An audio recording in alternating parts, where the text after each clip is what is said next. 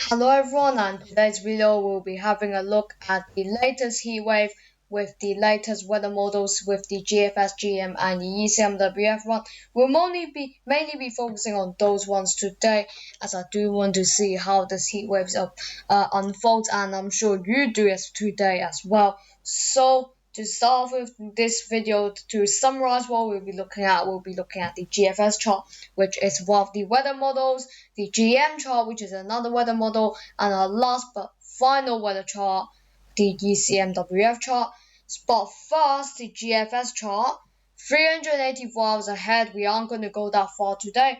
The only bit we're going to go is up to 240 hours, which is, I would say, where the heat wave around ends. If I need to go further, I would, but definitely not up to 384 hours, as I would not even count that as accurate if it is actually 384 hours. So seriously, I would not see this. Why would it be 384 hours? So only today with the runs, I won't be pushing their limits and going as far. I'll only be going around halfway or more than half, just a bit after halfway to the runs, just so I know the accuracy and the percentage of this heat wave happening, and also how likely, and also the temperatures. Is it going to issue warnings, or is this actually going to be issued as yellow heat warnings? How high the temperatures could get? Those questions will all be answered in today's video. Stick till the end for this. Now you can currently see low pressure is starting to dominate the weather. As we speak here, low pressure is still dominating on the Saturday. We get a slightly cooler breeze, but then if I say when this heat wave starts, it starts yesterday, it starts kind of into Friday, Saturday, and as we continue, we doesn't look like it's going to start anytime soon here. So running back, look at those 800 HPA temperatures yesterday. A heat wave, barely, look at this, barely even touching the UK. And then look at this, it goes into low pressure system.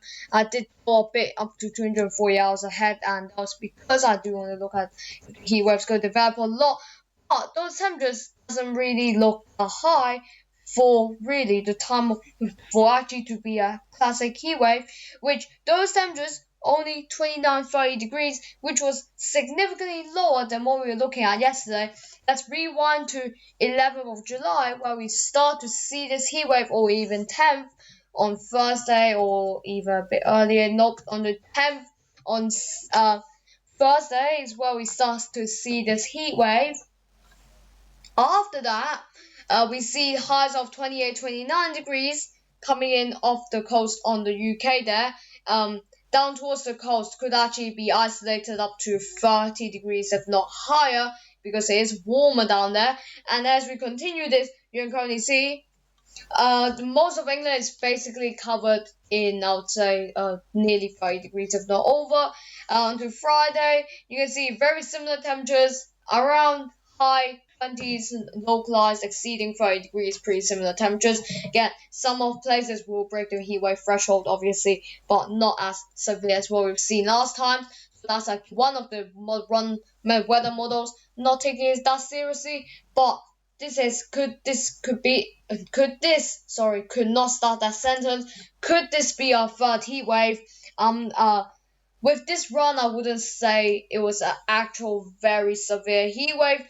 Oh, it's not calm, it's not severe. So don't just say it's not going to be a heat wave. It's still going to be up to 30 degrees. But just saying, comparing to our second heat wave, which we got 34, 35 degrees, nothing like that.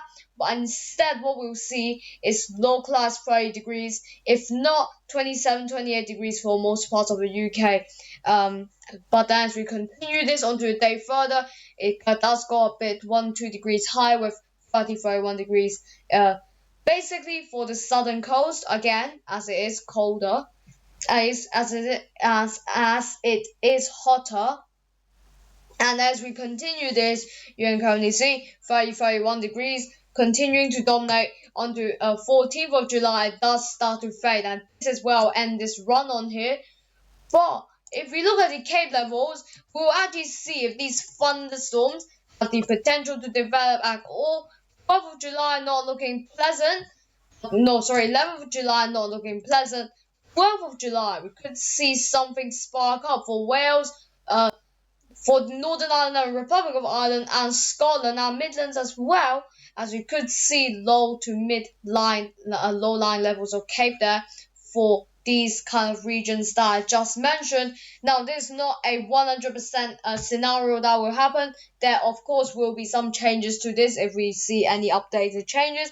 But continuing this, you can currently see those two mean temperatures. Let's see. Back again, those two mean temperatures, not this one, this two mean temperature. And actually, again, 27, 28 degrees, which is actually perfect for thunderstorms if you say so, for the south, not for the north, however, but we have got some cave levels for the north. But what we do want to look at now is the precipitation. And actually, it does not look very lively, because the reason for this is because weather models cannot actually predict rain this far away, especially long-term models. They're really bad at doing it. With the UKV, they're good at doing it, but with these long-term runs, they're actually not that good at doing it. So don't mind these runs. They are sometimes quite unreliable, but still, the Cape levels, sometimes it does get it wrong as well. But for now, this is what it's showing. But let's move on towards the next run, which is actually the GM run. You can see, let's move on back towards the 500 HPA geopotential height. As we start this run, you can see, let's put on the 800 HPA temperatures for the UK. You can see it does go a tiny bit hotter, just that 15-16 degree isotherm touching the coast of the UK. And when we get these temperatures, look at those temperatures. Let's see the warmest day here. Let's see, 10th of July looks like will be the one of the hotter days, with 27, 28, which is the actual start of the heat wave for me. Now, as we continue on to 11th of July, is set to rise even further, with highs of low 30s, localized up towards the mid 30s again. Moving on to Saturday, 12th of July, 31, 32 degrees widely for England and the southern coast. And localized, you see mid 30s of 34, 35 degrees again. You never know. But let's move on the day forward, and we see no signs of this heat wave changing, with highs of even further up towards the mid 30s nearly, with 33, 34 degrees Celsius moving in for most parts of the UK. And as we can, not most parts of the UK, but for the south, I did say most part of the UK, because for Midlands it will be still the high 20s, which is unusual. And for Scotland, look at that, mid 20s for them as well, for low-lying ground, for sea level, and the mountains up towards 20 degrees. So could actually see the impact of this heat wave coming on here. So the GFS definitely takes it much warmer than the GFS. And the day forward, you can see 33, 34 degrees again onto Monday, 14th of July. Can't go any further. But let's look at the next thing.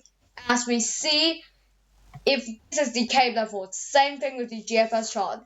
This basically detects the likelihood of thunderstorms. If you don't know what this is, that's basically what it is. But it has a definitely more advanced meaning than this. But quite hard to understand, so I'll just put it on the simpler way. Basically, how much energy in the atmosphere to create thunderstorms.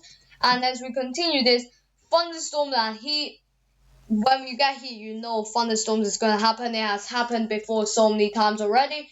So, as you continue this, you can see, look at that, on the Saturday, 13th of July, very heavy Cape forward. Look at that, same area, Scotland, Midlands, Wales, and extending even south towards England there.